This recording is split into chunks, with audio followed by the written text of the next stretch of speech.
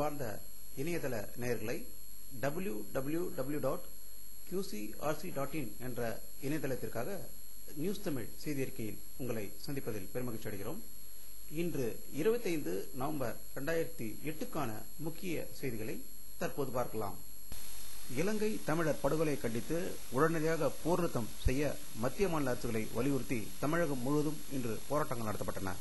இன்று சென்னையில் நடந்த ஒரு போராட்டத்தில் சென்னை சென்ட்ரல் ரயில் நிலையத்தின் முன்பு சாலை மறியலில் ஈடுபட்ட தா பாண்டியன், இந்திய கம்யூனிஸ்ட், தேசிய குழு உறுப்பினர் நல்லக்கண்ணு, மதிமுக துணை பொதுச் செயலாளர் மல்லையா சத்யா, தேசியவாத காங்கிரஸ் மாநில தலைவர் திண்டிவனம் ராமமூர்த்தி, புதிய தமிழக கட்சி தலைவர் டாக்டர் கிருஷ்ணசாமி உட்பட 500க்கும் மேற்பட்டோர் கைது செய்யப்பட்டனர். அதிமுக பொதுச் செயலாளர் செல்வி ஜெயலலிதா அவர்கள் இன்று வெளியிட்டுள்ள ஒரு அறிக்கையில் ஸ்பெக்ட்ரம் முறைகேட்டில் மத்திய அமைச்சர் திரு ராசா அவர்கள் பதவி விலக வேண்டும் என்று ஒரு அறிக்கை வெளியிட்டிருக்கிறார். இதில் அவர் கூறியிருப்பதாவது: ராசா சமூக ரீதியாக ஒடுக்கப்பட்ட சமூகத்தை சேர்ந்தவர் என்றும் அவரை மேல்ஜாதியினர் திட்டமிட்டு கூட்டுச்சதி செய்கிறார்கள் என்று தமிழக முதல்வர் திரு கருணாநிதி கூறியிருந்தார். இதற்கு பதிலளித்த அதிமுக செயலாளர் செல்வி ஜெயலலிதா, தன்னுடைய குடும்பத்தினர் சுயலாபத்துக்காக அவர்களை பாதுகாப்பதற்காக இது போன்ற குற்றங்களுக்கு சாதி சாயம் பூசுவது வெட்கப்பட வேண்டிய விஷயம் என்று கூறியிருக்கிறார். இலங்கையில் போர் நிறுத்தம் கொண்டுவர கோரி வலியுறுத்தி முதல்வர் கருணாநிதி தலைமையில் அனைத்து கட்சியினரும் பிரதமர் மன்மோகன் சிங்கை டிசம்பர் 4ஆம் தேதியன்று சந்திப்பது என முடிவு செய்யப்பட்டுள்ளது. இத்தகவலை சென்னை ஜார்ஜ் கோட்டையிலிருந்து வரும் செய்திகள் தெரிவிக்கும்.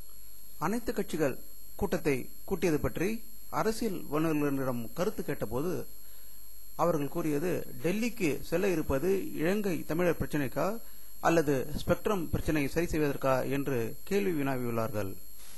சத்தீஸ்கர் மாநிலத்தில் நக்சலைட்டுகள் நடத்திய குண்டுவெடிப்பில் மறுவாக்குப்பதிவு பணியில் ஈடுபட்டிருந்த காவலர்கள் 5 பேர் கொல்லப்பட்டதாகவும் இது ஒரு பாலத்துக்கு அடியில் வைக்கப்பட்டிருந்தது என்று சத்தீஸ்கரிலிருந்து வரும் தகவல்கள் தெரிவிக்கின்றன. பல்வேறு மாநிலங்களில் நடைபெறும் வருகின்ற சட்டப்பேரவை தேர்தல் வருகின்ற டிசம்பர் மாதம் 24ஆம் தேதியுடன் முடிவடையுள்ள நிலையில் அதன் பிறகு பெட்ரோலியம் மற்றும் டீசல் உள்ளிட்ட பெட்ரோலிய பொருட்களின் விலை குறைக்கப்படும் என்று பெட்ரோலியத்துறை அமைச்சர் முரளிதரா தெரிவித்துள்ளார். இந்தியாவில் மேலும் பல மின் உற்பத்திக்கான அணு உலைகளை கட்ட நாங்கள் தயாராக இருக்கிறோம் என்று ரஷ்ய மந்திரி இன்று டெல்லியில் செய்தியாளர்களிடம் செய்தி தெரிவித்திருக்கிறார். மத்திய தொலைத்தொடர்பு அமைச்சர் திரு ராஜா அவர்கள் டெல்லியில் ஆனுவல் எக்கனாமிக் எடிட்டர்ஸ் என்ற ஒரு மாநாட்டில் சிறப்புரை ஆற்றினார். அடுத்த ஆண்டு இந்தியாவில் நடக்கவுள்ள 15வது பாராளுமன்ற தேர்தலுக்கு கட்சிகள் எப்படி தங்களை தயார்படுத்திக் கொண்டிருக்கின்றனர், அவர்கள் எப்படி அடித்தளம் அமைக்கிறார்கள் என்ற ஒரு சிறப்பு பார்வையை இப்பொழுது பார்க்கலாம். 15வது பாராளுமன்ற தேர்தலில் முதலில் பாரதிய ஜனதா கட்சியின் பிரதம வேட்பாளராக அறிவிக்கப்பட்டுள்ள திரு எல்.கே. அத்வானி அவர்கள் இணையதளம் மூலமும் செல்போன் மூலமாகவும் இந்தியாவில் உள்ள ஒவ்வொருவரும் தொடர்பு கொண்டு பேசிக் கொண்டிருக்கிறார். இதில் எங்களுக்கு வந்த செய்திப்படி 1600 நாட்கள் தூங்கிக் கொண்டிருந்த திரு மன்மோகன் சிங் அரசு திடீரென்று விழித்துக் கொண்டது போல் தீவிரவாதத்தை ஒடுக்க ஒவ்வொரு மாநிலமும் தனிப்படை அமைக்க வேண்டும் என்று கூறியிருப்பது ஒரு கேலிக்கூத்தான விஷயம் என்று எங்களுக்கு செய்தி அனுப்பியிருக்கிறார். வருகின்ற 15வது பாராளுமன்ற தேர்தலுக்கு 2வது கட்சி தன்னை தயார்படுத்திக் கொண்டிருக்கிறது. அந்த கட்சி பகுஜன் சமாஜ் கட்சியாகும். தமிழ்நாட்டில் உள்ள ஒரு எம்எல்ஏவை இழுத்த அந்த கட்சி இன்று ஒரு IAS பெண் அதிகாரியை இழுத்திருக்கிறது. சிவசாமி IAS அவர்கள் தன்னுடைய பதவியை ராஜினாமா செய்துவிட்டு பகுஜன் சமாஜ் கட்சியில் சேர்ந்துள்ளார். அவர் நிருபர்களிடம் கூறியபோது, பாராளுமன்ற தேர்தலில் பகுஜன் சமாஜ் கட்சிக்காக நான் பாடுபடுவேன் என்று அறிக்கை விடுத்திருக்கிறார். அகில இந்திய பொதுச் செயலாளர் ராகுல் காந்தி அவர்களும் 15வது பாராளுமன்ற தேர்தலுக்கான அடித்தளங்களை அமைத்துக் கொண்டிருக்கிறார். அவர் பல இடங்களுக்கு சென்று தன்னுடைய பிரச்சாரத்தை விரிவுபடுத்திக் கொண்டிருக்கிறார். அவரிடம் பஞ்சாபில் நிருபர்களிடம் பேசிய போது, உங்களை எதிர்க்கட்சியினர் சின்ன தம்பி என்று கூறுகிறார்களே என்று கூறியதற்கு, இந்தியாவில் 70 கோடி மக்கள் சின்ன தம்பிகளாக தான் நிறைய பேர் இருக்கிறார்கள் என்று நிருபர்களிடம் கூறி அனைவரையும் சிரிக்க வைத்தார்.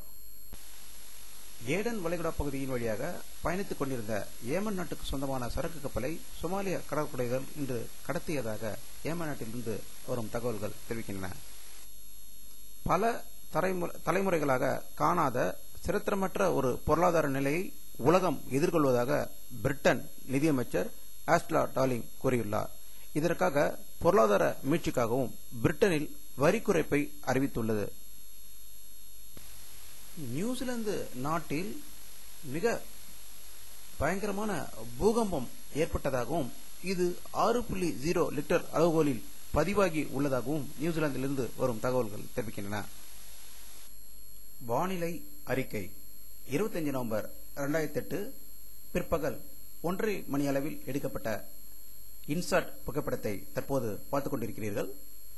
தமிழகத்தில் அதிக மேகமூட்டம் இருப்பதையும் சென்னைக்கு ஒரு அடர்த்தியான மேகமூட்டம் உள்ளே வந்து கொண்டிருப்பதையும் இதனால் தமிழகத்தில் தொடர்ந்து மழை பெய்வதற்கான வாய்ப்புகள் அதிகம் தருவதை இந்த படத்தில் காணலாம்.